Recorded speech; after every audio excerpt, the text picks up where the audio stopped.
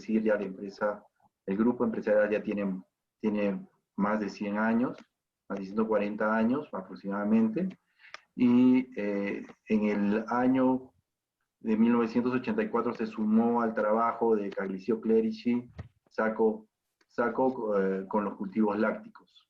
Actualmente estamos posicionados como uno de los principales proveedores a nivel mundial de cultivos y estamos todos a sus servicios para poder atenderlos en sus necesidades.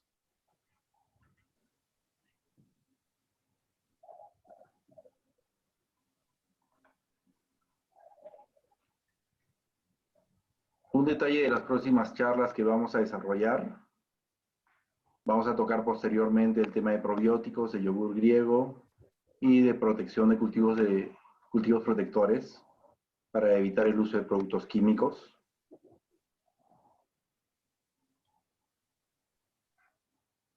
Voy a dejar a cargo ya la exposición a cargo de Pablo Bouchard para que continúe. Al final de la charla estaremos contestando las preguntas que nos han realizado para poder despejar todas esas preguntas precisamente, y cualquier inquietud que vayan a tener, ya saben ustedes que también cuentan con nuestros correos electrónicos, nuestros teléfonos para poder comunicarse. Dejo entonces a cargo a Pablo Bouchard para que continúe con la exposición. Muchas gracias, Pablo. Bueno, muchas gracias, Renzo. Buenas noches a todos los participantes. Muchas gracias por su tiempo. Sé que muchos de ustedes están terminando una jornada laboral larga, así que intentaremos que esta presentación sea lo más dinámica posible, lo más visual posible y que les aporte algo para el día de mañana que ustedes tienen que volver a la quesería. Remarco como algo interesante que ustedes, cuando hicieron su registro para esta actividad, había una pregunta que tenían que hacer para poder registrarse. La gente del INROS las clasificó, y bien, ahora vamos a ver un poquito, entender un poquito mejor qué es clínica quesera exactamente. Los principales temas consultados, los más recurrentes, fueron proceso y defecto. Y proceso y defecto están directamente ligados, así que bueno, las preguntas fueron muchísimas, los temas fueron bien variados, pero nos vamos a focalizar un poquito más en los que fueron más recurrentes. Sin duda que el resto de las preguntas, las que no abarquemos acá, porque es un tema súper amplio, y hay temas que no vamos a llegar a abarcar, pero como decía Renzo, tenemos sus direcciones de correo, tenemos sus preguntas, así que vamos a intentar evacuarlas a todos.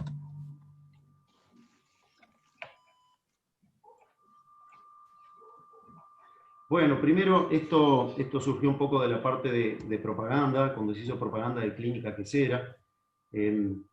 Por ahí había gente que no entendía bien del todo qué era clínica quesera, y se trata exactamente de esto: identificar quesos con problemas, entender cuál fue su causa y fundamentalmente cuál sería su solución.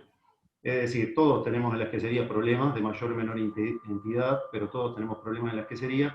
Lo importante es sentarnos un ratito a identificar como tal el problema, cuál puede ser la causa y cuál sería la solución. De esto se va a tratar básicamente la charla de hoy. Vamos a ir viendo quesos, o vamos a ir viendo diferentes productos con problemas, y vamos a intentar explicar a qué se debió.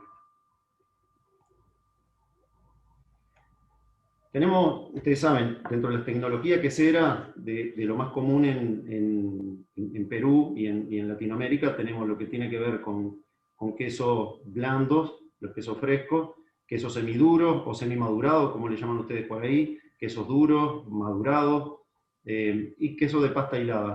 Hay mucho más categorías y hay más tecnologías de quesos, pero esas son de las más comunes.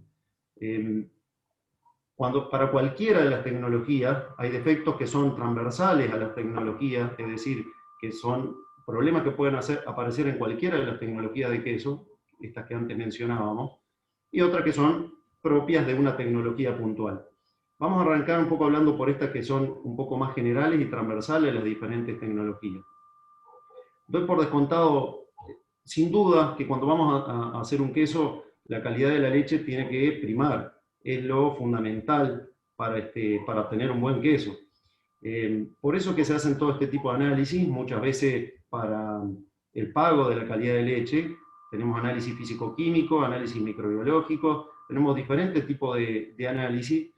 Y cuando yo voy a arrancar ahora con esta charla, doy por descontado que la calidad de la leche es la apropiada para elaborar cualquier tipo de queso. Es decir, está físico-químicamente hablando en un buen estado, microbiológicamente la leche está apta, no tenemos obviamente inhibidores ni ningún tipo de adulterante. Y considerando esto, vamos a pasar sí a los defectos que puedan ser causados por la tecnología o por diferentes procesos durante la elaboración del producto. Todo esto que tiene que ver con la calidad de leche es no menor, porque muchas veces nos olvidamos y nosotros queremos corregir con las etapas del proceso cosas que vienen desde atrás, vienen de la calidad de la leche y que no podemos corregir. Por más que nosotros trabajemos cambiando el cultivo, mejorando el proceso, si tenemos una leche con inhibidores, con antibióticos, no vamos a tener un buen queso. Así que doy por descontado ese tipo de cosas de la calidad de la leche, que tiene una importancia enorme para todos los tipos de queso, y algunos de estos puntos incluso mucho más para quienes trabajan con leche cruda.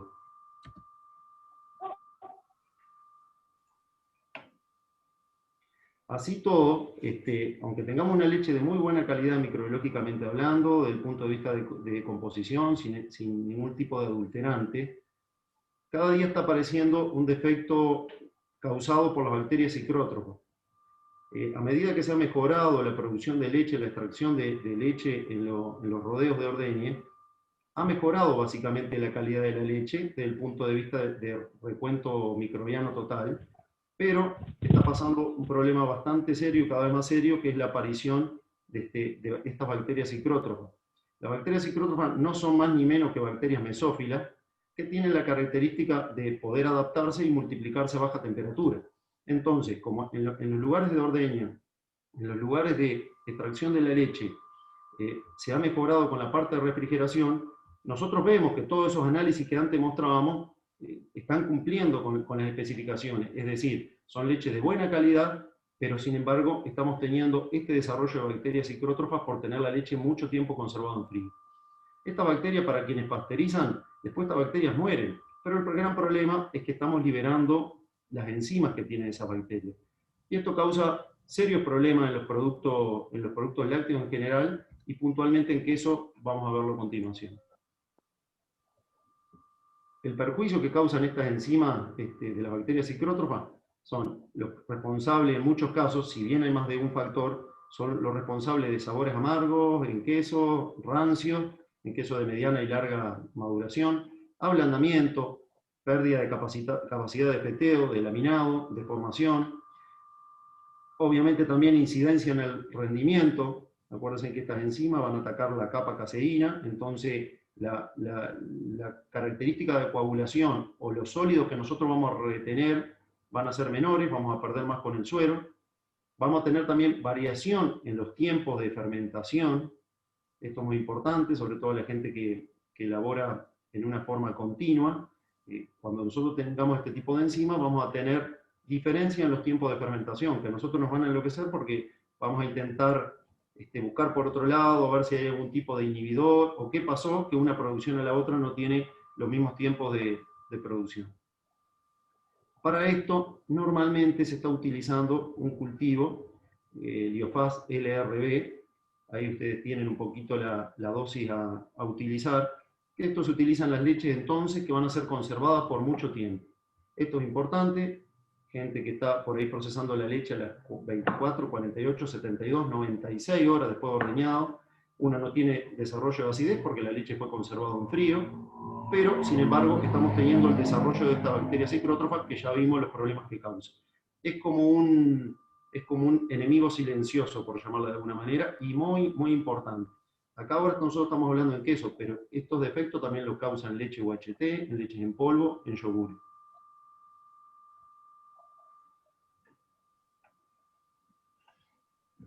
Este era un poco un defecto vinculado a la calidad de la leche y, como decíamos, un defecto silencioso de alguna manera, por así llamarlo. Otro tipo de defectos que están vinculados o que están presentes en diferentes tecnologías de queso son lo que llamamos huecos, ojos, aberturas indeseadas en los quesos. Acá tenemos básicamente dos vías dos líneas de donde provienen. Tenemos lo que son mecánicos, es decir, lo que tiene que ver con el trabajo que nosotros hacemos, que ahora vamos a intentar interiorizarnos un poquito para ver cómo podemos corregirlo. Siempre y cuando querramos corregirlo, hay algunas tecnologías de queso, como es el chanco en Chile, que por el contrario, se busca de que tenga ojo mecánico.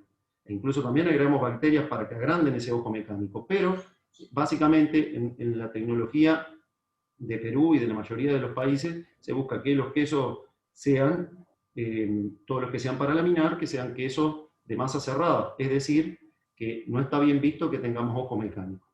Por otra parte, tenemos ojo biológico, que ahí es donde nos vamos a explayar. Fue una de las preguntas más consultadas en la inscripción, fue una de las preguntas más formuladas en la inscripción, los tipos de hinchazones, los tipos de, o causa de aparición de ojo biológico. ¿Sí? En este tipo de ojos, aberturas mecánicas, podemos tener varias razones. Una, y es en la que yo me quiero detener después a continuación, es el tamaño del grano irregular. Debido a la realización del corte, el corte de la cuajada, no en el momento ni en la forma correcta. Vamos a obtener, ahora lo vamos a ver, vamos a obtener granos de diferente tamaño entre sí, y este es uno de los factores de la formación después de ojo mecánico, como vemos en esta foto aquí abajo. También, si hay apelotonamiento, aglomeración de la cuajada antina, nos va a pasar lo mismo. Ustedes imagínense que quisieron cortar un grano de medio centímetro, y ustedes tienen granos que son de 2 centímetros, o lo que es peor, apelotonamiento de 4 o 5 granos, que están reteniendo suero entre los granos, que después, cuando ya estén en el queso va a absorber parte de esa humedad y van a aparecer estos ojos mecánicos. Lo mismo pasa, y esto es algo bastante común, el quesero generalmente o muchas veces quiere ganar tiempo en la elaboración y recorta algunas etapas del proceso. Y es muy importante por ahí no recortar tanto el tiempo del agitado post-corte. Muchas veces pasa que ustedes hacen el corte y si empiezan inmediatamente la cocción, sin que haya un agitado antes de la cocción, nosotros vamos a sellar ese grano. Vamos a dejar un grano que va a retener mucha humedad y que después, en el queso, por todas las etapas consiguientes, parte de esa humedad va a salir en el queso y van a quedar estos ojitos mecánicos formados. Y ni que hablar este último de prensado sin suero, o insuficiente en cuanto a tiempo o en cuanto a presión. Como decíamos, el caso del queso chanco es un queso de referencia donde sí queremos dejar ojo mecánico. Normalmente se preprensa, pero no bajo suero, se deja sin suero del profeso. Para estas otras tecnologías que nosotros queremos queso de masa cerrada, tenemos que preprensar en suero 15 a 20 minutos con una presión, cosa que el aire que quedó ocluido entre los granos sea reemplazado por el suero que nosotros dejamos, en ese colchón de suero, que después ese suero que quedó entre los granos va a salir en el prensado, pero lo importante es que no va a quedar el ojo mecánico formado ahí en el interior del queso. Como decíamos, uno de los puntos importantísimos es el tamaño del grano, que sea lo más uniforme posible, lo más parejo posible, los granos que sean del mismo tamaño o lo más que se pueda, y acá juega un papel importantísimo lo que nosotros llamamos, y este también fue uno de los temas más, una de las consultas que más hicieron en el registro, en el tema de la coagulación de la leche, el momento óptimo del corte de la cuajada. Ustedes cuando hacen el agregado del cuajo o del coagulante, y muchos de ustedes cortan al X tiempo después que lo agregaron. Agregaron el coagulante, van y cortan a los 30 minutos, a los 25 minutos. Y cortan como si fuera algo mecánico, como si fuera algo automático cortar ese tiempo. Y en realidad podemos estar cortando siempre a los 30 minutos, y por ahí estamos cortando con una estructura del gel totalmente diferente. Ustedes habrán visto que si un día calientan un poco más la leche, o la leche llegó un poco más ácido, por más que ustedes agreguen la misma cantidad de cuajo, el gel, la formación del gel va a ser más rápida, entonces no podemos cortar a los 30 al mismo tiempo, como cuando la leche está con una temperatura o una acidez menor. Entonces, ¿cómo corregimos eso? Y eso se trata de identificar el tiempo de floculación y el tiempo de endurecimiento. Es decir, ahora lo vamos a ver una diapositiva posterior, pero dentro de la coagulación, nosotros partimos de una leche que está en estado líquido y cortamos la leche cuando está en estado de gel.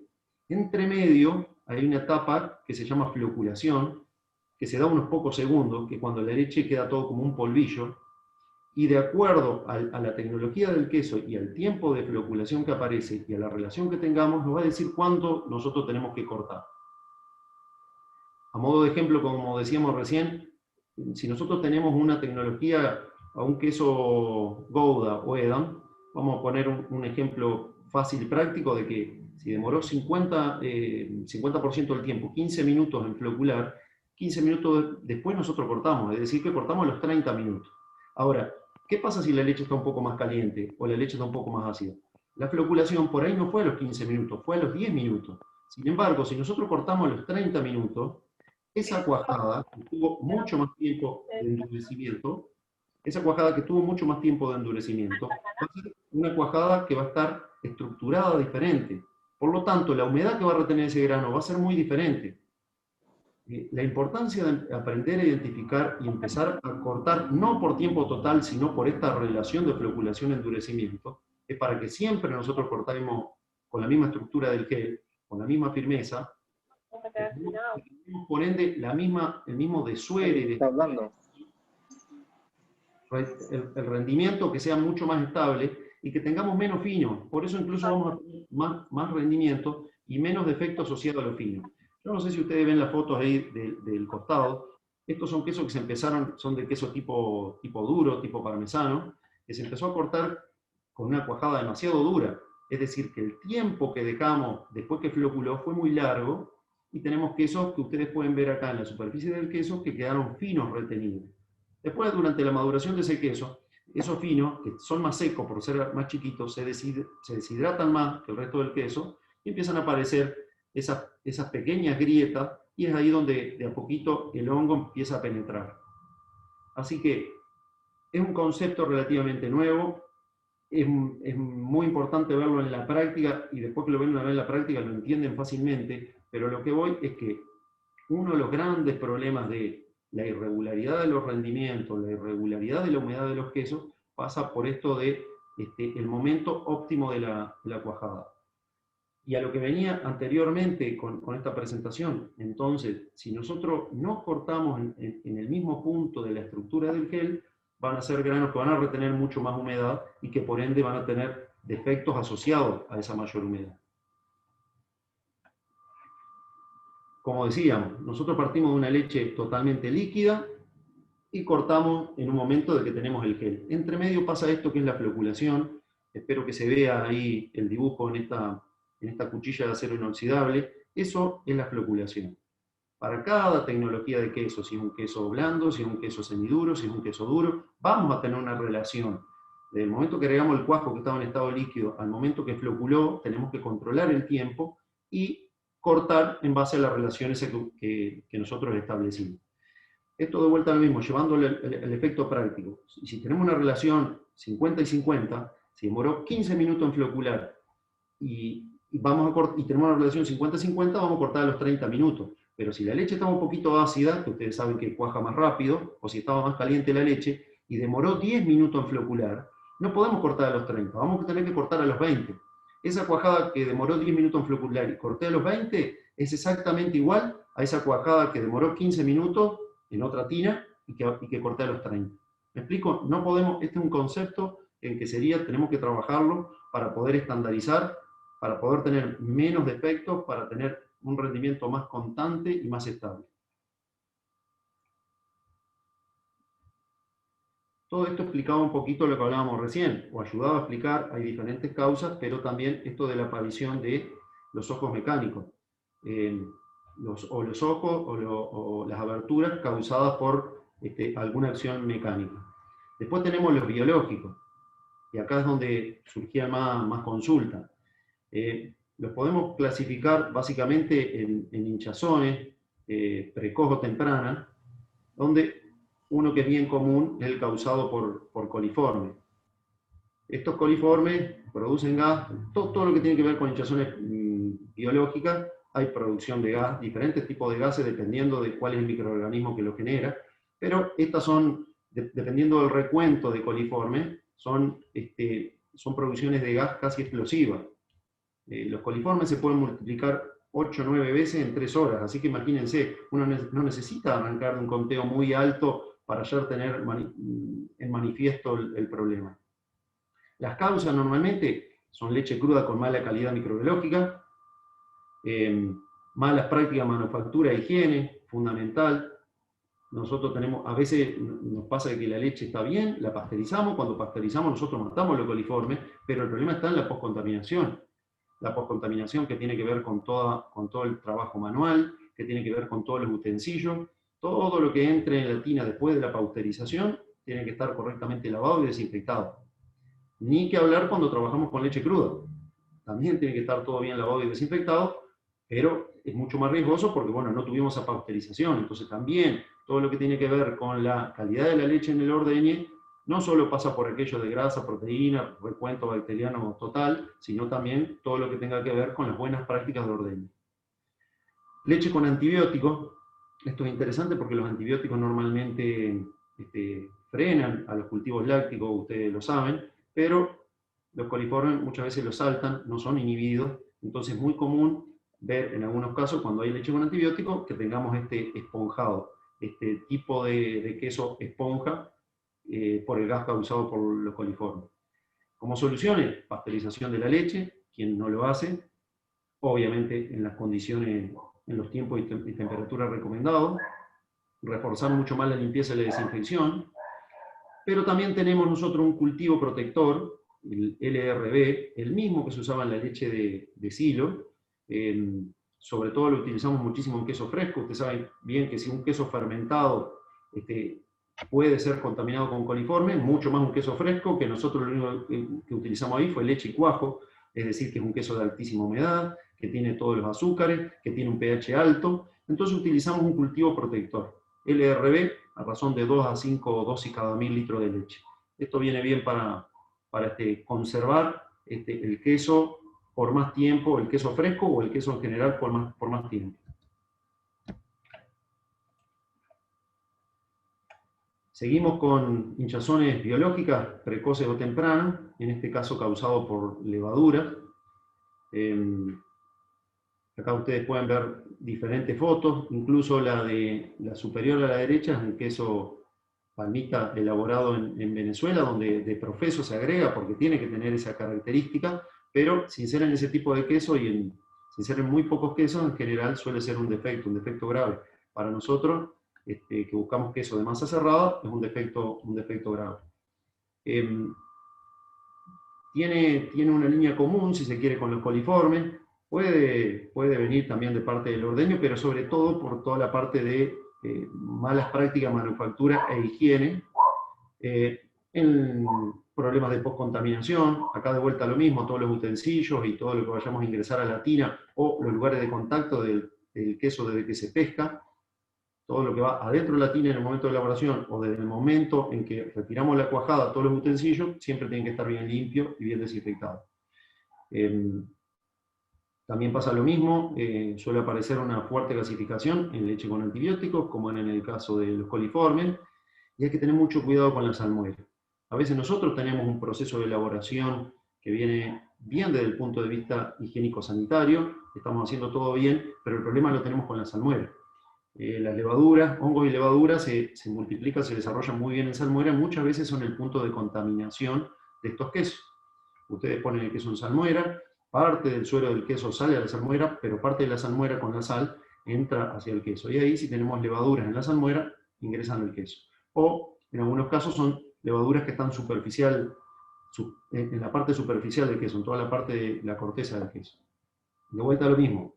Las medidas, reforzar limpieza y desinfección, correcto mantenimiento de salmuera, que ahora al final vamos a ver un poquito también de esto, y la utilización de cultivo LRB, como en el caso anterior, también tiene buenos resultados.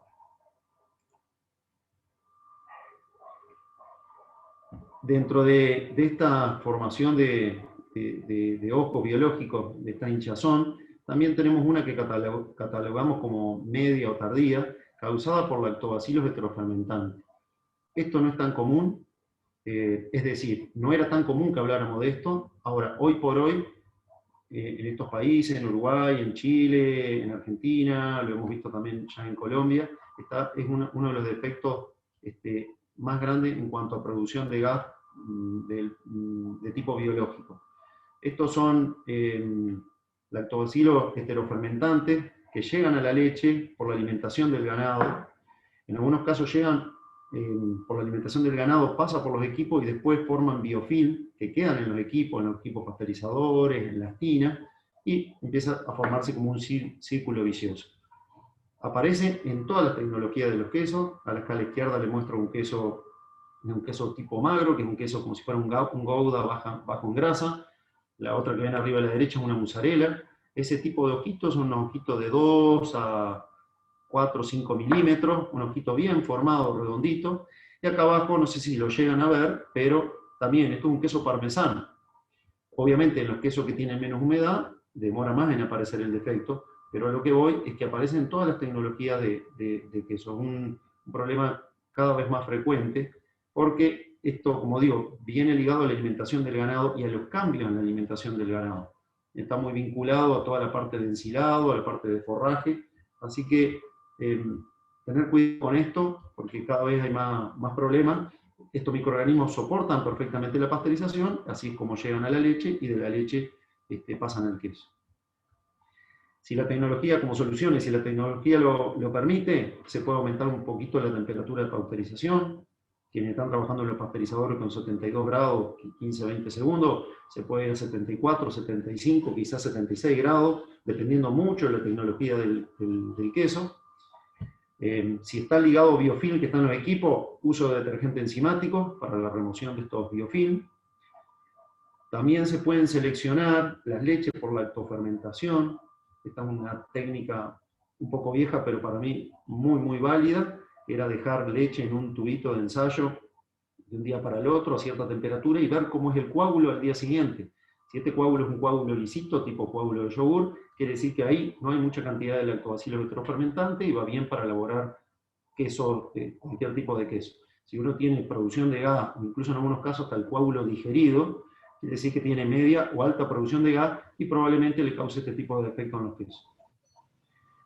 Como solución de saco, nosotros tenemos un cultivo desarrollado que se llama BGP1, que se usa una dosis muy baja de 1 a 2 dosis cada 1000 litros de leche, que funciona perfecto, funciona excelente para este tipo de defecto. Como hinchazón tardía, acá tenemos un género de las bacterias propiónicas. Estas bacterias propiónicas, sobre todo cuando aparecen en el queso duro, como el que tenemos acá a la izquierda, pueden llegar a causar ojo redondo, normalmente en la parte más central del queso, porque es donde todavía hay un poco más de elasticidad. Sin embargo, en la parte más cerca de la corteza, como está más deshidratada, como es más seca la corteza, a veces hace lo que se llama nefolia, pero básicamente causan este tipo de defectos. Este tipo de bacterias propiónicas son naturales, vienen de la leche, soportan la pasteurización y después en la maduración, en el afinado del queso, empiezan a producir gas. Viene ligado también a la alimentación del ganado, de acuerdo a las pasturas, y causan este tipo de problemas, sobre todo en quesos de larga maduración. Hay que recordar que estas bacterias propiónicas para otras tecnologías, como queso suizo, son las bacterias que agregamos para que hagan el ojo característico del queso suizo, pero en esta otra tecnología que nosotros queremos queso de masa cerrada, son un defecto.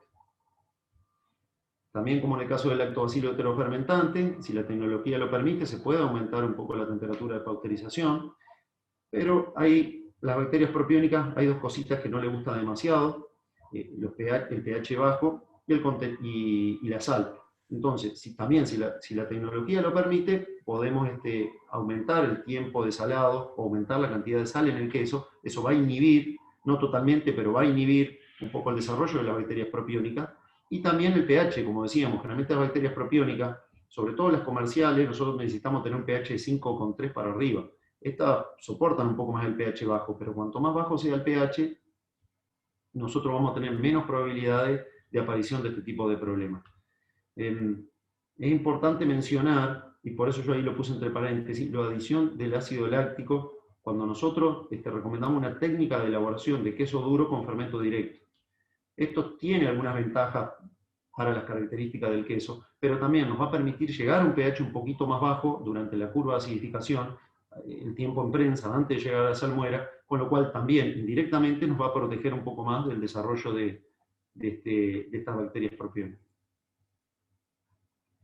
Seguimos con hinchazones, con defectos de apertura biológica, en este caso tardía. Y una cosa que no les mencioné al principio, esto de que sean hinchazones precoces, medias o tardías, a veces es relativo, porque con Clostridio pasa uno ya con conteos bajos, a veces uno habla de 800.000 esporas por litro, pero a veces con menos cantidad ya aparece el problema. Pero es una hinchazón tardía si estamos en esos niveles de contaminación. Nosotros hemos tenido muestras que tienen 48.000 Clostridios por litro, esporas por litro. Entonces, lo de tardía es relativo. Depende mucho de la concentración de estos Clostridios, el tipo de Clostridio y la cámara de maduración. Los Clostridios se desarrollan más rápidamente si la temperatura es mayor. Entonces, en un queso como el que ven en el medio, acá también quise poner básicamente 3 tipologías de queso: semiduro a la izquierda, un queso semiduro pero con ojos al medio, y un queso parmesano o queso duro a la derecha, para que vean ustedes cómo es el tipo de ojo de Clostridio. No en todo es igual, porque la masa no tiene la misma resistencia, no tiene la misma elasticidad. Pero en todos estos casos lo que nos va a estar produciendo son ese tipo de gas indeseado. También vienen del alimento, sobre todo de la parte del alimento del ganado, sobre todo granos y ensilados, pero el gran problema es que son bacterias esporuladas, es decir, que soportan la pauterización. Entonces, ahí tenemos un problema. Va a soportar la pauterización, después en el queso va a pasar a lo que se llama estado vegetativo, y cuando se den las condiciones va a empezar a producir gas. Como decíamos, estos Clostridios se van a desarrollar más o menos rápido, dependiendo del conteo, dependiendo de la cantidad, por eso es entre comillas lo de hinchazón tardía, depende del número, y también depende de las condiciones de afinado del queso, maduración de un queso. En un queso como ven ustedes en el medio, ese es un queso que va a tener, a veces llega a tener 30, 35, 40, 45 días en cámara caliente. Entonces, ahí también se están dando las condiciones ideales para que estos Clostridios se desarrollen.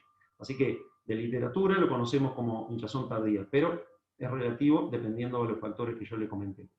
Como soluciones, existe la bactofugación en un equipo centrífugo para eliminar parte de estas esporas. Son equipos caros, normalmente lo tienen las empresas grandes. Nitrato de potasio, salnitro, como lo conocen en algunos lugares. El tema es que se está dejando de utilizar porque se saben y ha habido estudios de algún efecto cancerígeno. Lisocima. Lisocima es una enzima extraída de la clara del huevo. Tiene buen efecto, pero solamente hasta 800 o 1000 esporas, y solamente contra algunos tipos, algunos géneros de estos Clostridios. Clostridios hay diferentes tipos, los más conocidos son butírico, tirobutírico, esporógenes. La lisocima solo tiene efecto hasta cierto conteo y básicamente sobre el tirobutírico. Lo que nosotros estamos recomendando desde SACO y orientado a la tendencia número 1 de eliminación de conservantes químicos es un cultivo, varios cultivos en realidad, tenemos varios cultivos nosotros protectores para inhibir el desarrollo de Clostridio. En particular acá puse a modo de ejemplo el LC4P1, que se usan 10 dosis cada 1000 litros de leche, o sea que nos permite suplir, si es que no tenemos una bactofugadora, no usar el nitrato de potasio y no usar la lisocima, que como decíamos, y que me olvidé de mencionarlo, no solamente tiene un efecto parcial, dependiendo de la cantidad, sino que es extraído de la clara de huevo, entonces también es un problema de alergeno. Así que este cultivo protector, el S4P1, busca justamente suplir este otro tipo de agregado en una manera totalmente natural. Ahí terminamos un poquito todo lo que tiene que ver con generación de gas indeseada en los quesos. Esto acá lo quise colocar porque ustedes, como muchos de los países donde hay participantes, elaboran mucho queso fresco. Muchas veces aparece en el queso fresco este tipo de efecto. El queso fresco es muy fácil de contaminar, como decíamos anteriormente, porque es un queso que tiene alta humedad, alto pH, no tiene protección ninguna. leche y cuajo básicamente, y pueden haber diferentes tipos de contaminación. Acá en este caso son Pseudomonas y Apnea albei, y bueno, tenemos unos mix de cultivos que funcionan muy bien para controlar este tipo de defectos. Ahora voy a pasar a algunos defectos habituales que se presentan sobre todo en queso semiduro. No es una generalidad, pero pasa muchísimo en queso semiduro, que es el caso del halo blanco. Normalmente está cerca de la corteza y tiene que ver con todo esto del manejo en prensa e ingreso a salmuera. Nosotros muchas veces pensamos que el queso por ahí es la elaboración en tina y descuidamos todo lo que tiene que ver con la etapa de prensado. Muchas veces colocamos el queso en prensa, un queso que por ahí puede llevar 3 horas en prensa, y lo dejamos las 3 horas con la misma presión, sin darlo vuelta, en muchos de los casos ni siquiera con el paño ni con la tela que correspondería. Pero nos olvidamos de toda la parte de volteo, nos olvidamos de toda la parte de presión, que las presiones siempre los quesos que entran en prensa tiene que ser progresivo. El volteo es más seguido cuando ni bien ingresa el queso a prensa, después uno se puede ir extendiendo, y lo mismo con las presiones, uno va aumentando las presiones a medida que el queso va pasando más tiempo en la prensa. Lo que nos pasa muchas veces es que, como olvidamos esta etapa de volteo, el suero superficial logró salir, pero todo el suero que está en el interior del queso queda retenido porque encontramos un queso que está como la masa sellada, está cerrado. Imagínense ustedes, o pongamos de ejemplo la carne, cuando uno quiere hacer un pulpón y quiere dejar sangre en el interior porque nos gusta la carne jugosa. Bueno, ¿qué es lo que hacemos? Sellamos, aplicamos una cocción rápida a la carne para que quede sellado y la sangre no salga. Exactamente lo mismo pasa en el queso, y es un defecto. Es un serio defecto, porque a veces aparece este tipo de coloraciones, pero en otros casos aparecen fermentaciones secundarias, porque queda el suero retenido, ahí quedan azúcar y aparecen fermentaciones secundarias, aparecen coloraciones, aparecen ojitos biológicos. Así que tenemos que considerar que toda la etapa de volteo, cuando corresponde y con sus presiones, cumple un rol fundamental. Por ahí hicimos todo bien en tina, y yo veo muy común estos defectos, que perdamos esa calidad de queso por un mal manejo en prensa. A veces también esto pasa por el agregado de agua en las prensas. Muchas veces el queso viene acidificando muy rápido y agregamos agua al queso para enfriarlo, para que no acidifique tan rápido, e indirectamente estamos haciendo lo mismo, cerrando parte de la corteza. Lo mismo pasa a veces, y por la misma razón, porque el cultivo acidifica demasiado, que lo ponemos en salmuera con un pH muy alto. Yo aconsejo este tipo de queso semiduro, no ingresar a salmuera si no tiene 5,50 de pH para abajo. ¿Pero por qué lo hacemos esto? En realidad nosotros estamos haciendo esto porque viene acidificando muy rápido, y porque tenemos miedo de que se nos pase, o normalmente si no lo ingresamos rápido a salmuera, lo enfriamos, se nos pasa del pH que nosotros estamos buscando. Al pasarse de pH vamos a ver después que hay problemas para el feteo, hay problemas para la funcionalidad del queso, pero en realidad estamos tapando el ojo con el sol con un dedo. En realidad nosotros, acá lo que tenemos que trabajar más en la parte de proceso. Si estos quesos se están acidificando y tenemos esa necesidad de agregar agua o ingresarlo a salmuera con un pH muy alto para que no se nos baje, quiere decir que tenemos que trabajar en la correcta utilización de cultivo, en la relación de las bacterias del cultivo. Tenemos que trabajar mucho más en todos esos parámetros que nos van a dar posacidificación, desde la deselección del cultivo, cronológicamente hablando en el proceso, pero también en lo que tiene que ver con el lavado de masa, ¿no? Por más que venga acidificando rápido un queso, si nosotros hicimos un buen lavado de masa, es decir, si nosotros desueramos la cantidad que desueramos y agregamos la cantidad de agua que agregamos, va a haber un momento que no van a acidificar más por una cuestión de comida, de dependencia de comida. Así que no tenemos que solucionar un problema aplicando algún tipo de corrección que nos va a provocar un defecto como lo que estamos viendo acá.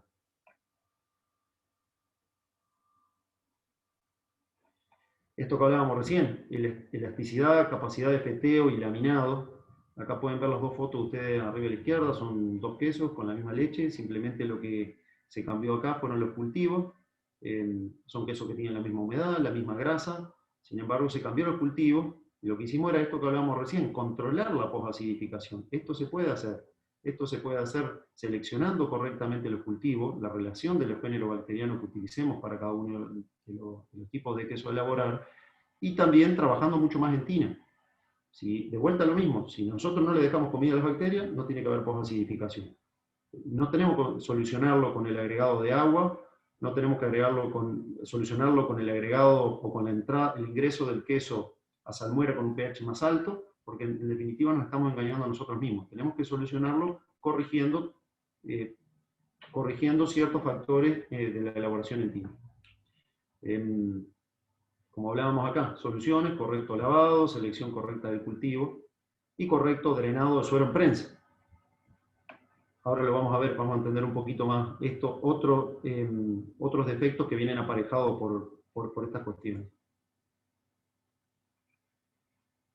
Muchas veces cuando nosotros no trabajamos bien en tina, como decíamos, se forman este tipo de pelotones o cortamos con una estructura del gel no igual en todos los casos, porque no sabemos manejar esta floculación y endurecimiento.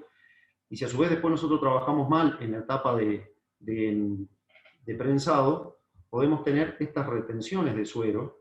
Pueden aparecer, como en estas fotos de la izquierda, lo que llamamos nosotros pelotones de cuajada, retención de suero que acidifica, y tenemos diferente coloración. Pero también, por trabajar mal ahí, por trabajar mal en prensa, nos puede pasar esto de que son quesos que en el prensado se pega la tela. Lo que voy acá con esto es que manchas blancas interiores, retención de suero, que esa es la razón de las manchas blancas interiores, posacidificación en el interior y pegado de las telas, muchas veces vienen exactamente del mismo origen. Deficiencia en la elaboración en tina y deficiencia en la parte de manejo en el prensado.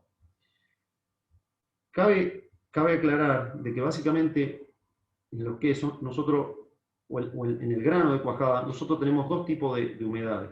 La humedad intergranular, es decir, la humedad de adentro del grano, y la intragranular. Básicamente la intergranular, la de adentro del grano, nosotros tenemos que sacar esa humedad con el trabajo en tina.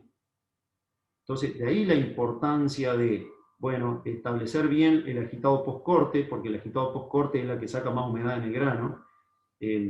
Obviamente, intentar que no se formen pelotones. Tenemos que ver todo el trabajo en tina para dejar la cantidad de humedad intergranular, la dentro del grano, de acuerdo a las especificaciones o de acuerdo a lo que nosotros buscamos, para que después no nos aparezcan este tipo de defectos. Pero también tenemos la humedad intragranular, es decir, la humedad que queda entre los granos, la que queda desde el preprensado y la que queda en el prensado. Entonces, y esa sí se saca básicamente con todo lo que tiene que ver con el trabajo en prensa. Vieron como acá hay una vinculación, los defectos generalmente tienen vinculación, es difícil que un defecto que aparezca cause solamente, valga la redundancia, un defecto puntual, generalmente está ligado con otro. Porque si ustedes ven acá, si ustedes no hicieron un buen trabajo en tina y tienen humedad intragranular, van a tener lo que veíamos al principio, pueden aparecer ojos mecánicos, pueden aparecer estas manchitas blancas y por ende acidificaciones o fermentaciones anormales, pueden tener incluso hasta el pegado de la tela por no haber trabajado correctamente en el prensado. Es decir, todo este tipo de trabajo en tina y en prensa, que generalmente lo descuidamos, los de tina los descuidamos porque queremos ganar en velocidad y hay cosas que no se pueden acortar, hay tiempos que no se pueden acortar. Y la del trabajo en prensa, normalmente nosotros, para tener menos trabajo, no lo hacemos en tiempo y forma como corresponde. Así que todo lo que sea el buen drenado, el buen drenaje del suero intergranular e intragranular para que no pasen todo este tipo de defectos, está vinculado netamente al manejo en tina y al manejo en prensa. Acá vamos a ver, vimos un poquito ahí algún defecto de queso fresco, algunos defectos para todas las tecnologías, algo de semiduro, de los más comunes. hay 1000 defectos, el tiempo es tirano y casi que tenemos que hablar de cada tecnología para poder profundizar en los defectos, hay muchos más, pero ahora voy a pasar un poco a los de mozzarella, pizza cheese, los quesos de pasta hilada, porque estos también son de los más comunes. Este tipo de grieta que aparece, básicamente tenemos dos tipos de grieta, una como la que ven arriba, que es más tipo en espiral, y la de abajo que generalmente no persigue o no tiene esa forma de espiral, sino que son grietas o rajaduras que pueden ser transversales, que pueden ser horizontales, que no siguen un formato tan común. Normalmente, sobre todo estas que son en semicírculo, que son en espiral, están ligados a la temperatura y tiempo de hilado. Muchas veces pasa de que, y acá por eso también va a ser bien importante la selección del cultivo, pasa muchas veces de que nosotros cuando vamos a hilar la masa, el pH de la masa está por debajo del ideal. Es una masa que se posacidificó. Cuando la masa se posacidifica, nosotros en la máquina hiladora vamos a trabajar mucho más fácil, va a hilar mucho más fácil, va a ser una masa de que va a quedar mucho más blanda de la máquina, entonces nosotros no le vamos a dar una temperatura tan alta, y si no llegamos a una temperatura mínima en la masa, que tiene que estar por encima de 58 grados, generalmente entre 62 y 64 grados, nos va a pasar esto, que parte de las capas que nosotros tuvimos en el sinfín de la aisladora no van a unir completamente, y en el momento del feteo, del laminado, va a aparecer este tipo de rajadura, este tipo de grieta en espiral. Así que es bien importante regular la temperatura y el tiempo de hilado, pero muchas veces está vinculado al pH de la masa. Tenemos que seleccionar, lo vamos a ver ahora después, tenemos que seleccionar cultivos de que tengan llegue a determinado pH y que sean lo más controlado posible. Ya cuando este tipo también de grieta, a veces por más que esté bien el tiempo de hilado y la temperatura de hilado y el pH, muchas veces quienes tienen equipos con hiladores con teflón, cuando el teflón sufre cierto desgaste, empiezan a aparecer también este tipo de grieta. Y que obviamente tiene mucho que ver también con el equipo de hilado que estamos utilizando, o si estamos hilando y amasando a mano, ¿no? Para este tipo de grieta, más que la que aparecen en la parte inferior, también está vinculado a una acidificación o un pH demasiado bajo en el momento de hilado, pero también en algunos casos tengan cuidado porque puede deberse al exceso de vacío en las máquinas envasadoras de vacío. Quienes envasan en bolsas termocontraíbles, quienes envasan al vacío, tener cuidado justamente con el vacío que está ejerciendo esa máquina, porque muchas veces lo podemos ver, son mozzarella que están bien antes del envasado y después del envasado aparecen este tipo de grietas longitudinales. Así que chequear la temperatura, el tiempo de hilado, importantísimo, pero está muy vinculado con el pH de la masa. Correcta selección del cultivo, por eso mismo, tenemos que elegir cultivos de baja posacidificación. Y en el caso de este otro tipo de grieta, chequear la envasadora, el nivel de vacío del envasador.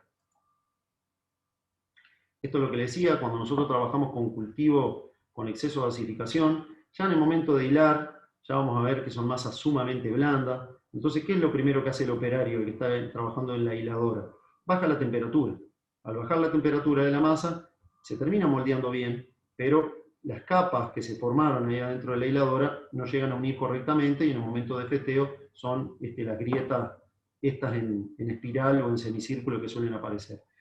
Pero además tenemos otro defecto. Normalmente ese queso va a tener una vida útil mucho menor, porque el producto final ya también va a ser una mozzarella como la que ven ahí a la derecha, que no tiene la textura típica, elástica y fibrosa de una mozzarella, sino que más bien parece un queso cremoso. Es decir, esto de la posacidificación no solo tiene efecto en el momento de hilado, sino también en el producto final, en las características, en la funcionalidad y por ende en el tiempo de vida útil. Por toda esta razón es bien importante lo de la selección del cultivo. Incluso tenemos que elegir cultivos que después no vayan a seguir acidificando, como son estos casos que les muestro acá, estos defectos, que sigan acidificando incluso después de envasado. Mucho peor todavía.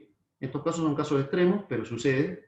Son cultivos que no solo posacidificaron en el proceso, que nos hizo dejar hilar y tener una masa mucho más grande durante el hilado, y después por ende un queso con no las características ideales de funcionalidad, sino que incluso llegan a producir este tipo de posacidificación.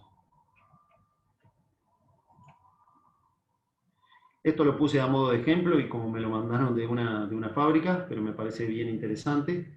Esto acá, lo que digo de la parte de selección de cultivo, tienen que ser cultivos que no tengan posacidificación, no solo en el producto final, sino en el momento de hilado. Acá en una prueba se está usando un cultivo de la competencia. Como ya lo conocían, empezaron a hilar con un pH mucho más alto, 5.25, y cuando terminaron de hilar, 45 minutos después, ya la masa estaba a 4.79.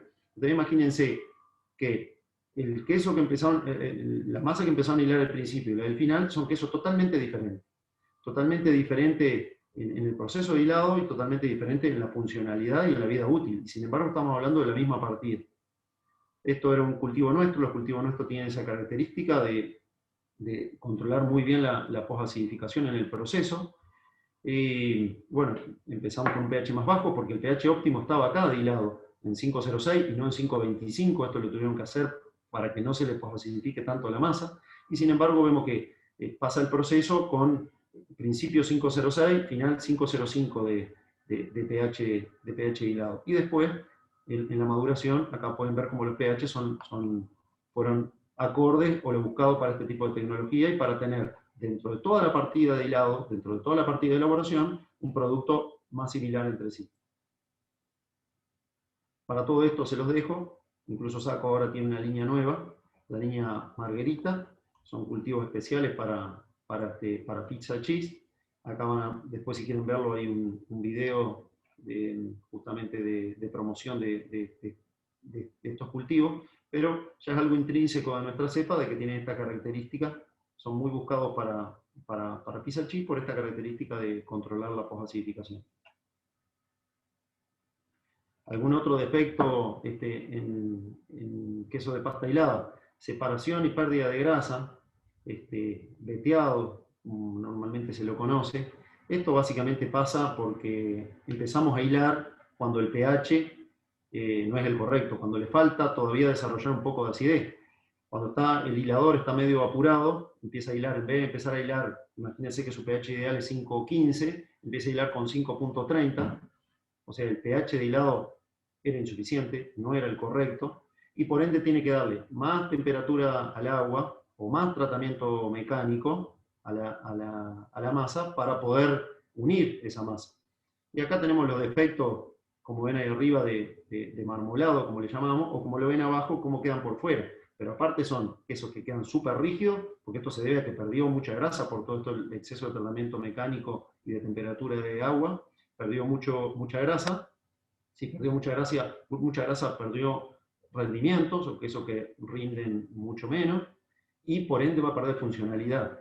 Y esto está netamente ligado a que no fue el momento ideal de hilado. Por ende, hacer un buen control del punto de hilado, ustedes lo podrán hacer por acidez, con un acidímetro, por pH, con un pHímetro, o hacer sencillamente, y que a mí me gusta mucho, la pruebita de hilado, en un volumen, un pedacito de cuajada en un pequeño volumen de agua, y no guiarse tanto, tampoco, a veces por los números fríos que nos pueden desprender un pHímetro o un acidímetro. A mí me gusta mucho la prueba de hilado. Una cosa que no mencioné, pero generalmente en los quesos nunca se trabaja con un valor absoluto, siempre son rangos. Nosotros no podemos decir que la mozzarella la hilamos a 5.20 porque hila bien, porque a veces vamos a precisar 5.10. Si usted tiene un nivel más alto de proteína en la leche, esa mozzarella no va a hilar bien con 5.20. Si tiene 3% de proteína y hila bien con 5.20 y tenemos 3.40, 3.50, porque era una leche de otro establecimiento y ya tenía más proteína, o porque sea que concentramos leche o le agregamos leche en polvo, ya al tener un nivel más alto de proteína ya vamos a necesitar un pH más bajo. Entonces, siempre, acuérdense en qué sería, siempre tenemos que manejar un rango para este y para otros parámetros. Yo no soy para nada partidario de un número rígido y guiarnos por esa rigidez que indican a veces los números. La cuestión que para este tipo de problemas, la solución es correcto control del punto de hilado, era lo que decíamos recién, y por ende la correcta selección del cultivo.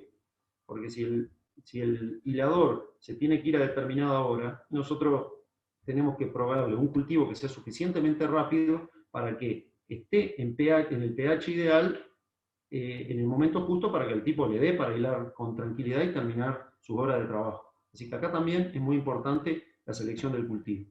La línea esa que yo les presentaba anteriormente no solamente es pH controlada, entre comillas, sino que también es la línea más rápida que tenemos. Así que es bien aconsejable para solucionar también este tipo de problemas.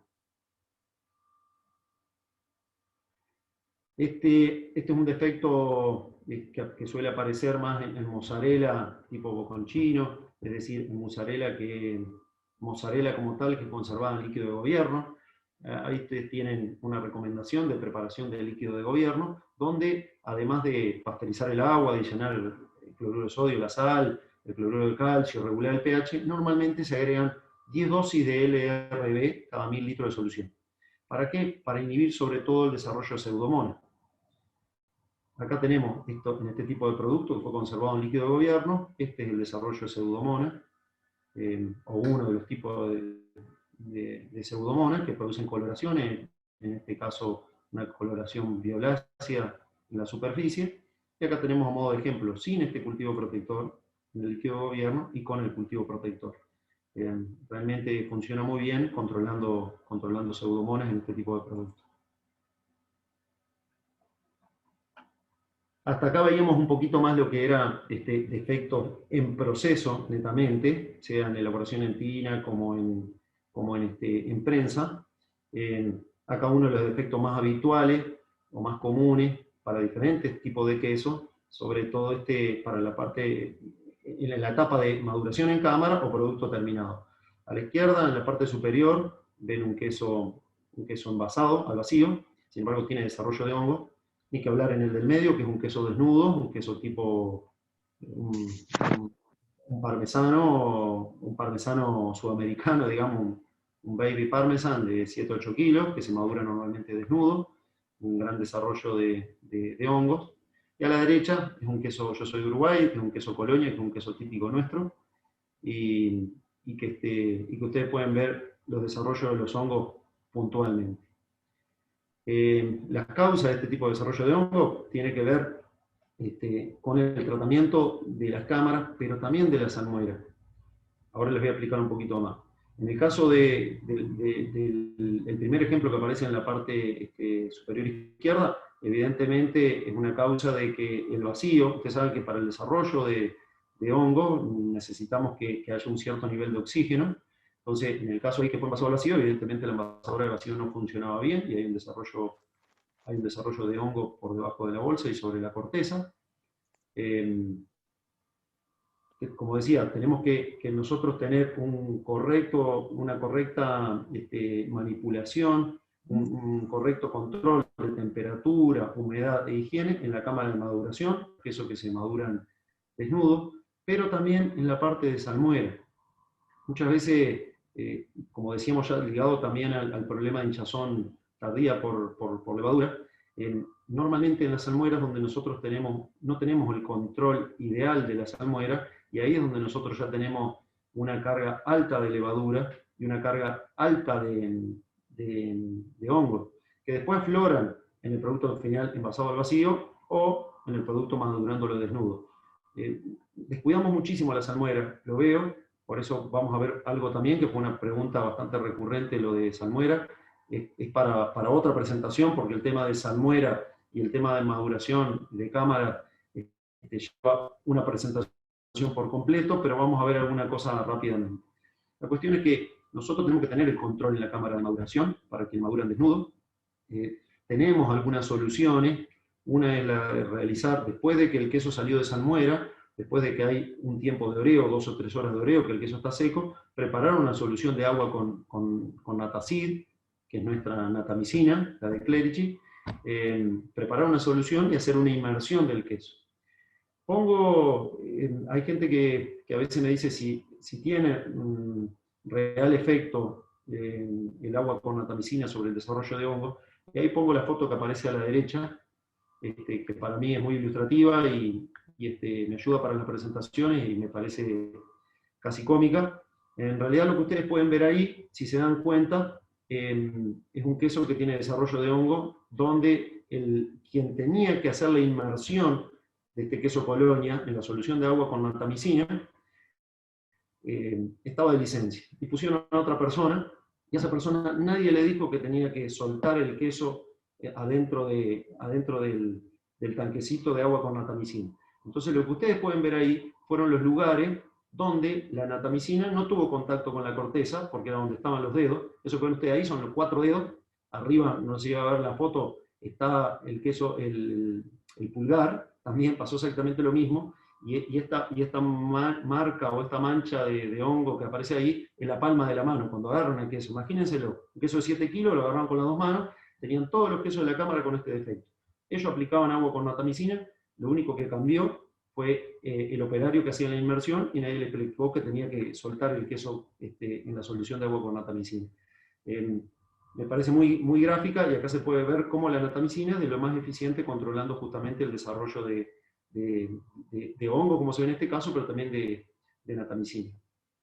También tenemos algún tipo de pintura plástica que tienen diferentes antimicóticos. La diferencia que tiene con el agua con natamicina es que hay unos polímeros que ayudan a que se pegue más, como un recubrimiento que se pega más todavía a la corteza del queso. Pero bueno, son todas herramientas que ustedes pueden utilizarlas para controlar un poco más la proliferación y el desarrollo de hongos y levaduras en las cámaras de maduración, o si no tienen un buen envasado del vacío, hacer lo mismo, este tipo de inmersiones para que el queso quede más protegido en el momento que es envasado.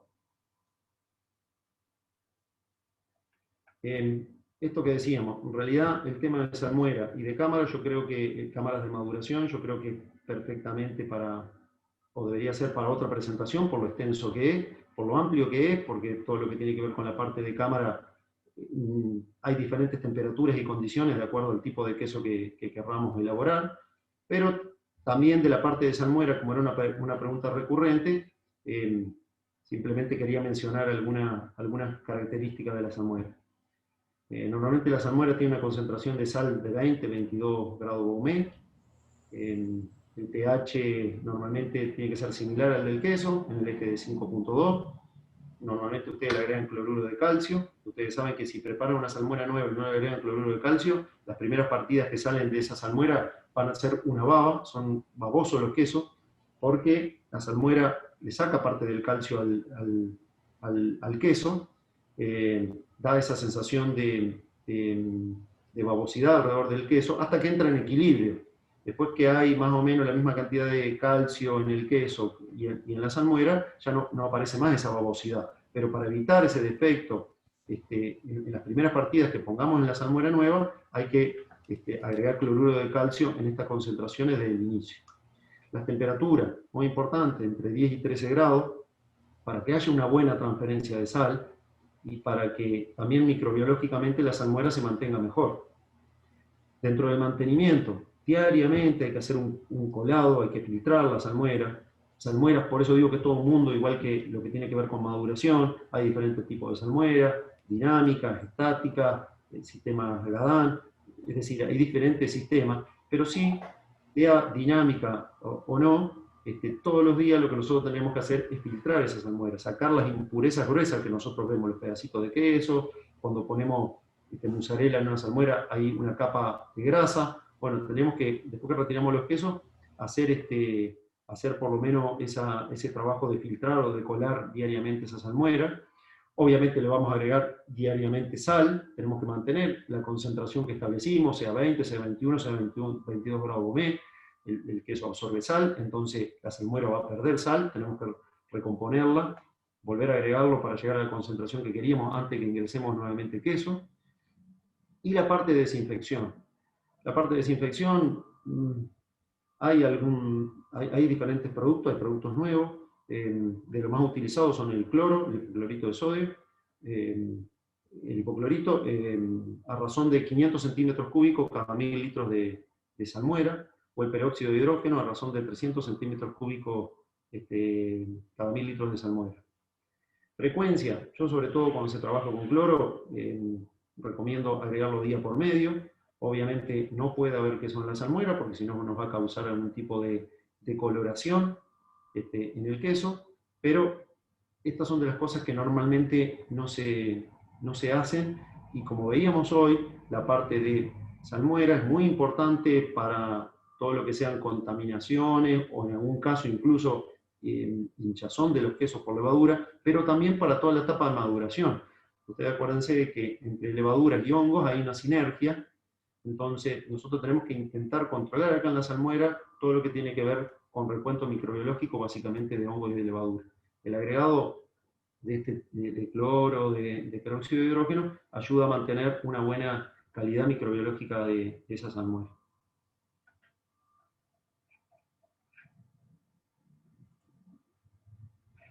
Por mi parte, era hasta acá. Yo sé que el tiempo era corto para un tema tan amplio. Pudimos ver algunos de los defectos más comúnmente, que comúnmente se presentan y de los cuales ustedes tenían más inquietud, pero hay muchos más y hay para extenderse mucho más. Vamos a seguir con este tipo de actividades, de acuerdo también a sus consultas, pero bueno, hasta quería, por lo menos en el día de hoy, sin cansarlos demasiado, porque vienen de toda una actividad, de un día de actividad laboral, quería por lo menos comentarles este tipo de defectos de la manera más práctica posible para que puedan ustedes ver cuál es su caso en su planta y ver de qué manera puedan corregirlo. Pablo, muchas gracias. Muchas gracias por tu presentación. Tenemos algunas cuantas preguntas, en términos general, han sido planteadas por los participantes. Por ejemplo, una de ellas indica, en términos generales, ¿no?, de qué depende el usar un determinado tipo de coagulante en el procesamiento. O sea, ¿por qué elegir un determinado tipo de cuajo o de coagulante para la elaboración de un determinado queso? Sí, básicamente coagulante tenemos de tres tipos o de tres orígenes. Los vegetales, que normalmente nosotros no los utilizamos, los FPC, las quimosinas puras, obtenidas por fermentación, y los microbianos. Y después tenemos los cuajos. Al único que se le puede llamar cuajo es al extraído del estómago de los bovinos en este caso. Ese es el único que se puede llamar cuajo, los otros son coagulantes. La elección de uno u otro va a depender mucho del producto que querramos elaborar y de las características que querramos desarrollar en ese queso. Tienen diferentes fracciones, los cuajos tienen su especificidad, cada uno de ellos. Es un tema muy interesante, también es un tema que por ahí podemos profundizarlo en una próxima actividad, pero cada uno tiene su especificidad y dependiendo del tipo de producto es que yo utilice un tipo de cuajo o coagulante u otro. Por ejemplo, ustedes elaboran un queso de larga maduración, elaboran un queso de tipo parmesano, un tipo green, un tipo reggianito. Sin duda que habría que ir con un cuajo, con un verdadero cuajo, un cuajo natural. ¿Por qué? Y mucho más todavía con un cierto nivel de pepsina, porque nosotros es un queso que tiene una larga maduración, que nosotros queremos acelerar la maduración, porque cuanto antes tenga las características deseadas, mejor, porque lo podemos vender antes y vamos a tener menos queso en stock. Y no podemos elaborarlo con un coagulante FPC, porque los FPC tienen la característica de que justamente desde el punto de vista proteolítico aportan muy poco, entonces no van a aportar nada en la maduración del queso. Es como una contradicción. Nosotros estamos haciendo todo bien con una buena selección del cultivo, agregándole en la dosis que corresponde para que el queso madure en tiempo y forma. Estamos haciendo bien todo lo que tiene que ver con el afinado, con la maduración, poniéndole una temperatura más alta para que el queso vaya adquiriendo las características deseadas en menos tiempo, y sin embargo trabajamos con un coagulante FPC. Sin duda que para ese tipo de queso es recomendable un cuajo, un verdadero cuajo, que va a aportar mucho más al flavor del producto. Va a madurar más rápido el queso, va a tener las características deseadas mucho más rápido. Entonces, a la pregunta puntual, va a depender mucho del producto. Si yo quiero hacer un queso como nos pasa mucho en Uruguay, queremos hacer un queso para feteo, para exportación, y nos están pidiendo 12 meses de vida útil, por ahí sí, vamos a intentar trabajar desde el punto de vista de cultivo, con cultivos que aporten poco en la proteólisis, porque necesito una vida útil larga, pero también con un cuajo que aporte poco en la parte de proteólisis, un coagulante que aporte poco en la parte de proteólisis, puede ser un FPC. Pero depende mucho del producto y la característica que estemos buscando.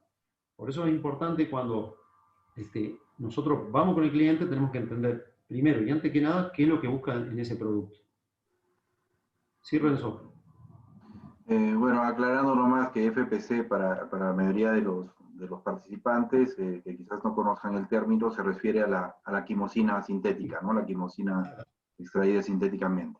Exacto, exacto. Perdón si no aclaré, pero exactamente eso, es la quimosina sintética. Otra pregunta que están formulando es sobre el tema del cloruro de calcio y el fosfato monocálcico. Bueno, en la legislación peruana el utilizar cloruro de calcio ahora está siendo fiscalizado por el gobierno, por el tema de las drogas, ¿no?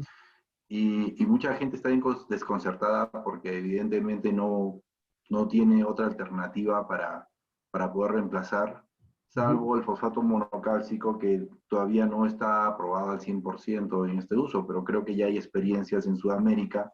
En Uruguay entiendo que ya están trabajando con fosfato monocálcico y quizás podríamos fundamentar el uso de este producto con el conocimiento que tú nos puedas brindar de los resultados que está viendo en Uruguay con este fosfato monocálcico, ¿no?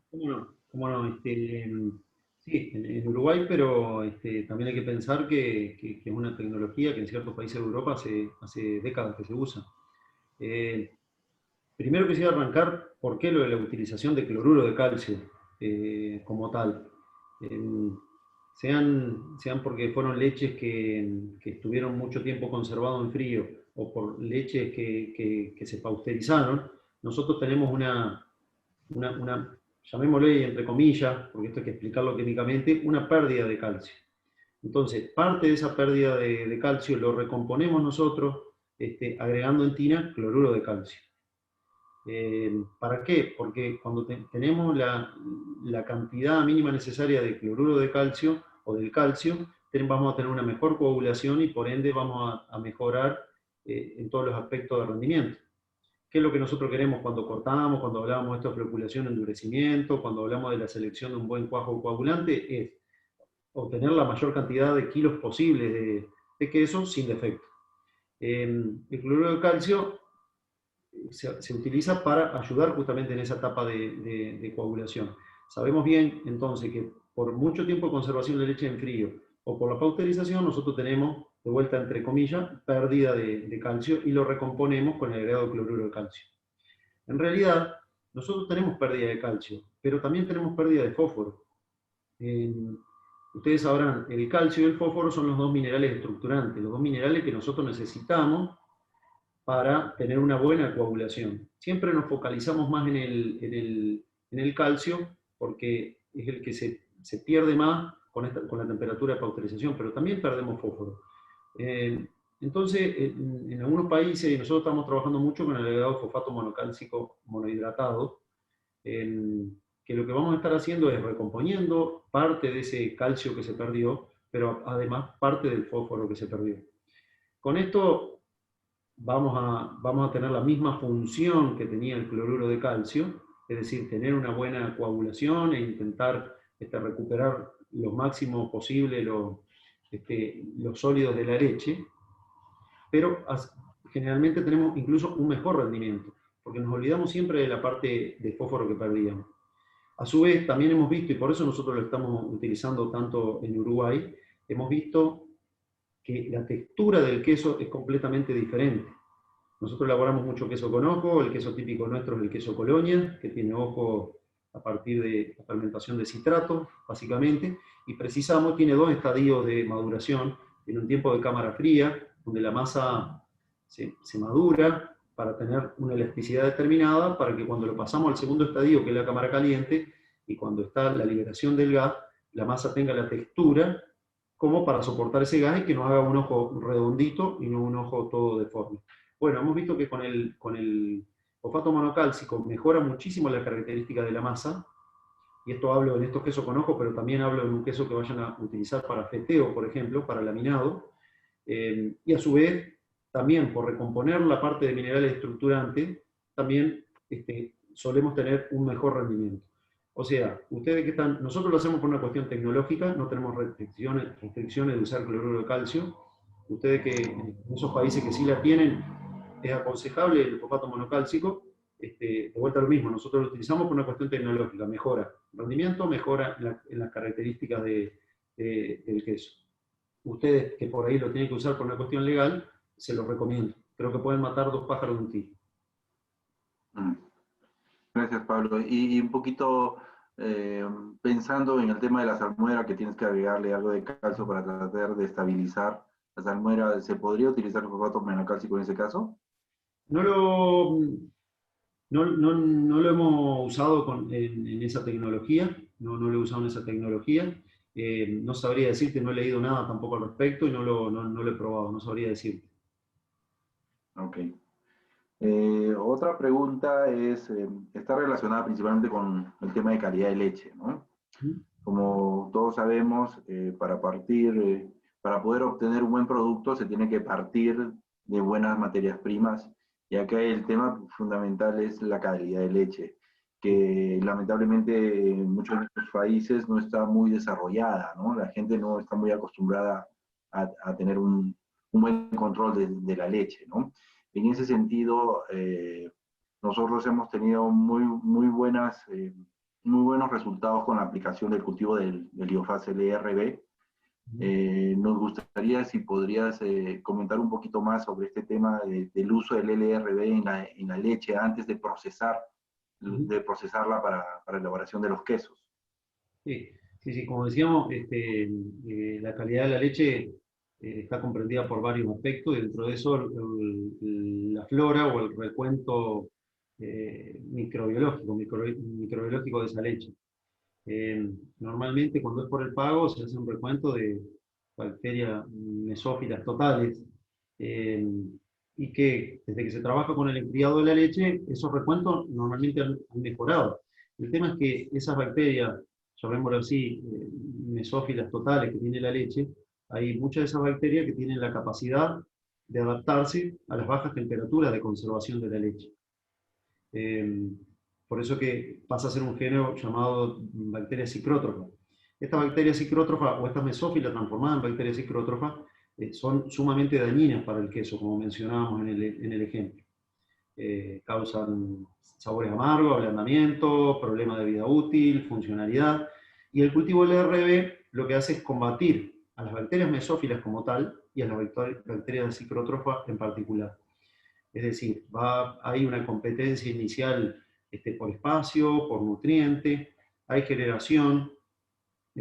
Ahora estamos investigando cada vez más de algún catabolito que inhibe justamente el desarrollo de estos géneros bacterianos. Entonces, se usa una dosis bajísima. Entonces, para gente que va a tener la leche mucho tiempo conservada a baja temperatura antes de procesarla, ya sea porque tiene transporte, ya sea porque tiene un centro de acopio y tiene que llegar a determinado volumen antes de transportarla, o porque en la fábrica está mucho tiempo en los hilos, nosotros recomendamos muchísimo el LRB para competir por estas vías que recién le mencionaba contra esta bacteria psicrótrofa, contra mesófilo y psicrótrofos, que después a la postre sus enzimas nos van a causar los daños y los defectos que antes mencionábamos. Es muy común, y esto pónganse a pensar quienes están escuchando, de si muchas veces uno no hace todo exactamente igual y sin embargo tiene una partida de queso que le salió en el mismo tiempo, es mucho más amarga. Hay que entrar a ver un poco la historia de esa leche, fijarse si no son leche que vienen de otra ruta y son leche que tienen una historia mucho más larga, es decir, que tuvieron mucho más tiempo conservada a baja temperatura. Pasa mucho lo de sabores amargos, normalmente son, aunque hicimos todo igual y la humedad del queso y la grasa y todo lo demás está igual, son quesos que rindieron menos, o son elaboraciones que rindieron menos, ablandamiento de esos quesos, uno va directo a ver si la humedad era diferente, no, la humedad es exactamente igual. O sea que es un defecto serio. serio, y hablando de queso. En otros tipos de productos es igual de serio el defecto. Entonces con el LRB nosotros logramos controlar un poco esa microbiología indeseada que a la postre nos va a causar los defectos mencionados. Gracias, Pablo. Otra pregunta que surge también y que es evidente que tienen todos los productores es sobre el tema de la eliminación del suero. ¿Qué alternativas se podría ofrecer? ¿Qué alternativas podríamos nosotros ofrecer en todo caso para poder aprovechar el suero, ¿no? Y no tener tanto este problema de eliminación del suero, ¿no? ¿Qué es lo que podríamos sugerir? Y todo depende mucho del tamaño del productor, ¿no? El tamaño de plantas grandes se puede pensar en la concentración y posterior secado para obtener suero en polvo. En productores más chicos, o bien se destina para alimentación de ganado, sea cerdos o sean bovinos. Hoy por hoy se está utilizando cada vez más para bovinos. Hay todas unas cuestiones en el manejo, y se llama no perder el reflejo de la gotera esofástica en uno de los estómagos, de los 4 estómagos de los bovinos, pero se está utilizando mucho también para bovinos, es decir, entonces para alimentación animal, así como sale. Nosotros podemos, de todas maneras, sea que termine yendo a los animales o no, podemos hacer 2 o 3 cositas para recuperar un poquito este valor que se está yendo en el suero. La primera es filtrar parte de ese suero para recuperar finos. Podemos descremar ese suero para obtener por lo menos la grasa que se nos pone en el suero, obtenerla como crema que después la transformaremos en mantequilla o en crema acidificada. E incluso podemos también hacer ricota. Ustedes saben que la ricota, con un tratamiento, una combinación de temperatura y ácido, tenemos la coagulación o la separación de las proteínas célicas, las proteínas que no retuvimos en el queso. En el queso retenemos la caseína, que es el 75-80% de la proteína. El otro 20% son solubles, se van en el suero y por ricota podríamos obtenerlo.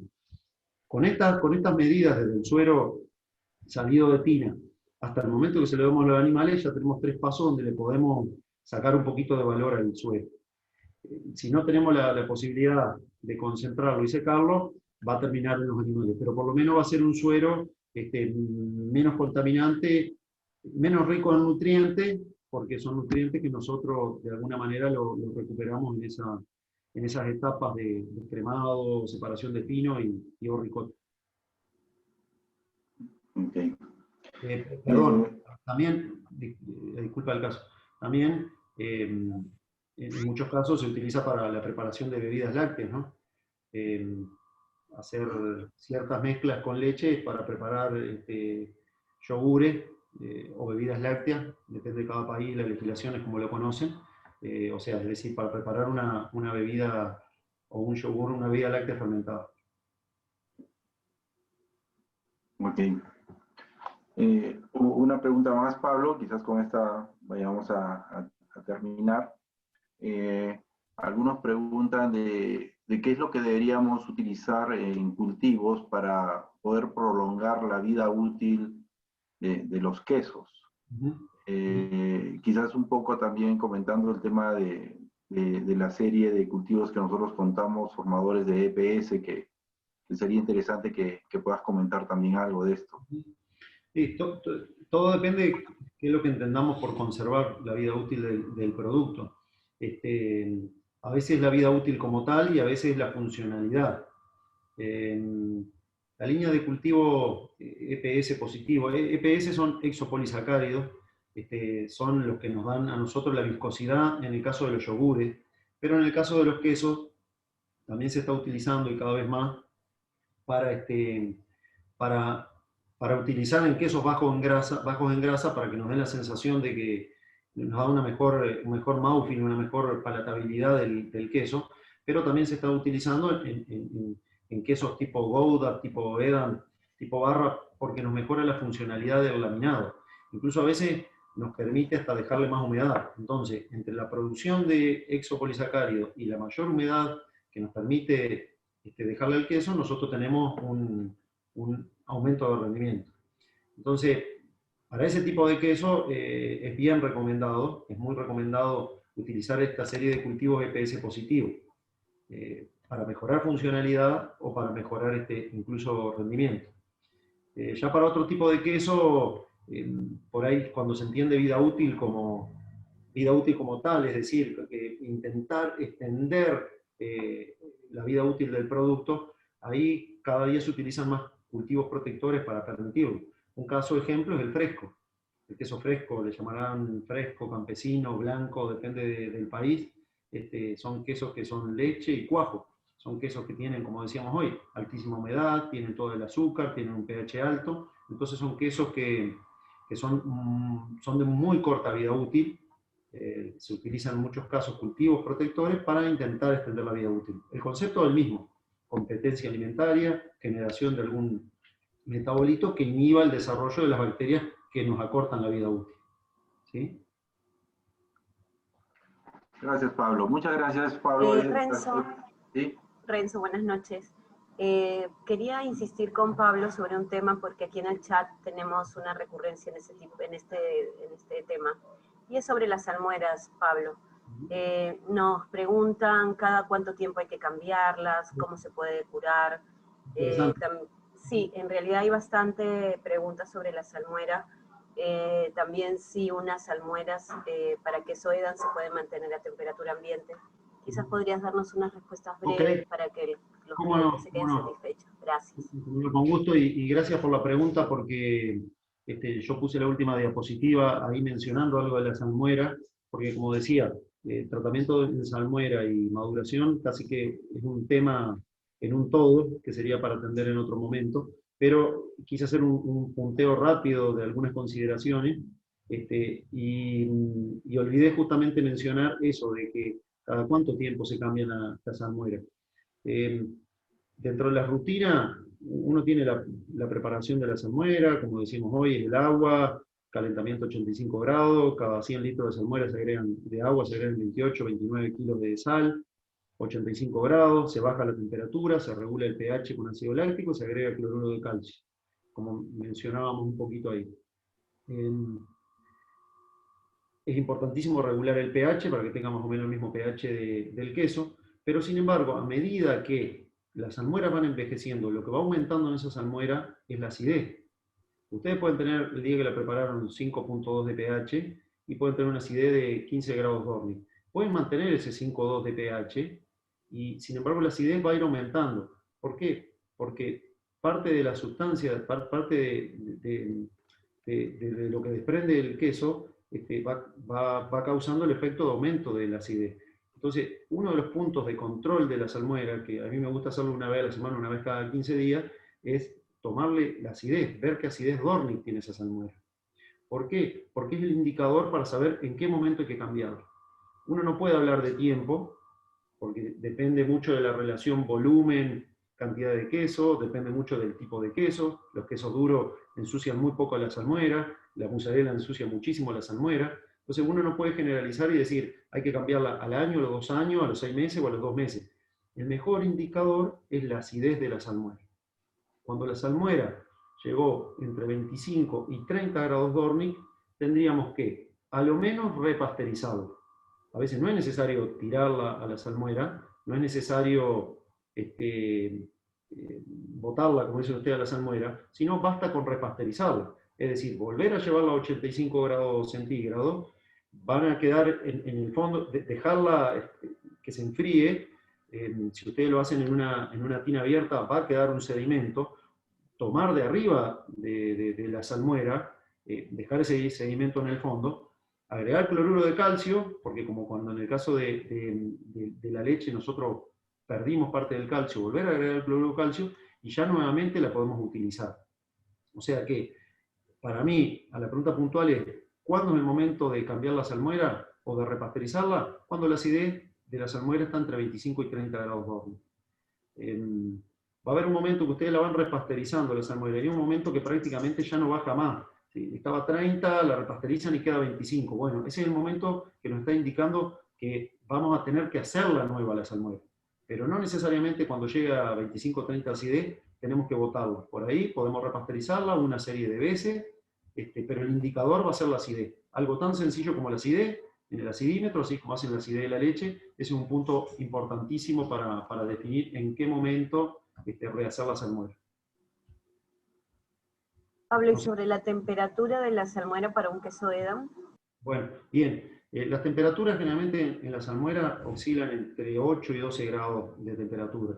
10-12 grados de temperatura. Es importante.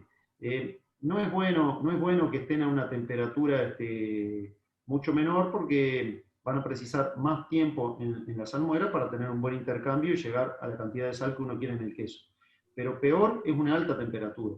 Una alta temperatura lo que nosotros vamos a tener va a ser un ingreso rápido de salmuera, nos va a formar un taco todo en la periferia del queso y no va a dejar entrar mucho más, vamos a sellar de alguna manera, por decir, ese queso, no nos va a permitir ingresar mucho más salmuera, e incluso esa que ingresó le cuesta mucho más distribuirse en todo el perfil del queso. Entonces, no es bueno nunca tener una salmuera a temperaturas que excedan los 12, 13, 14 grados, ¿no? Precisamente yendo, Pablo, sobre este tema de la salmuera, y pienso que es un problema que muchos de los productores tienen, y es el entender que el queso, una vez elaborado, tenemos que esperar a que se estabilice para recién poder entrar a la salmuera. Quizás si puedes puntualizar lo que debemos esperar para saber en qué momento debería entrar a la salmuera, porque de ahí surgen muchos problemas, también muchos defectos, ¿cierto? Sí, sí, sobre todo la estabilización de los quesos, sobre todo aplica en queso duro, tipo parmesano, reggiano, brie, y en queso tipo suizo, queso Emmental, queso Gouda, incluso en quesos con ojos en general. Para la otra tecnología son quesos de un tamaño menor y no es tan importante lo de la estabilización. En un queso tipo parmesano, por ejemplo, sí es importantísimo, porque es un queso que tiene poca humedad, por ende la humedad del centro del queso le va a llevar mucho más tiempo llegar desde el centro a la corteza para poder salir. Entonces, si nosotros lo ingresamos a salmuera sin que esté estabilizado el queso, vamos a tener, como nombramos hoy, esos defectos de retención de suero, coloraciones, ojos por fermentaciones secundarias, etcétera, etcétera. En ese tipo de queso es muy importante. Ahora, ¿cuándo consideramos que el queso está estabilizado? Para quienes tienen pHímetro es cuando nosotros hacemos un análisis de pH en la corteza, ahí clavando el pHímetro, el electrodo del pHímetro unos 2 centímetros, y clavándolo al centro del pHímetro del queso. Cuando nosotros tenemos un delta menor a 1/10 de pH, quiere decir que el queso está estabilizado. Ejemplo, nosotros clavamos el electrodo al centro del queso, hasta el medio del queso, y tiene 5,2 de pH, y en la corteza tiene 5,1, quiere decir que está tiene 1/10 de delta de diferencia. Ahí ya estaría estabilizado. Es decir, que el momento ideal para ingresar ese queso salmuera es cuando el delta de pH entre centro y corteza no es mayor a 1/10 de pH. Es bien importante, para ese tipo de queso es bien importante. Es tan importante como esto que hablábamos nosotros de los volteos en el momento de la prensa. Todo este tipo de cosas, el agregado de agua, el no voltear el queso en tiempo y forma, el no aplicarle presiones progresivas en la prensa, el no dejar estabilizar para este tipo de queso, nos van a causar el mismo tipo de defecto, que es un defecto de sellado, de no dejar salir correctamente, no dejar drenar correctamente la humedad interior del queso. Gracias, Pablo. Bueno, con esa pregunta habíamos terminado. A todos los participantes les comunicamos que vamos a seguir dando nuestras charlas. Este tema de clínica quesera es muy amplio y estamos evaluando ver una segunda charla sobre este tema, digamos, continuando con la presentación de los defectos, especialmente que ocurren la elaboración de quesos. Los invitamos a seguir participando con nosotros. Síganos por nuestra página de Facebook o por nuestra página web para ponerse al tanto.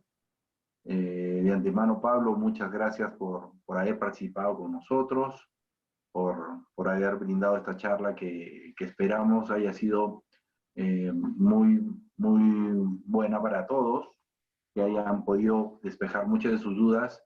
Vamos a tratar también de comunicarnos con ustedes en los correos que nos han dejado en su inscripción para poder terminar de resolver las dudas que tienen. Y te dejo, Pablo, para poder tú clausurar esta charla.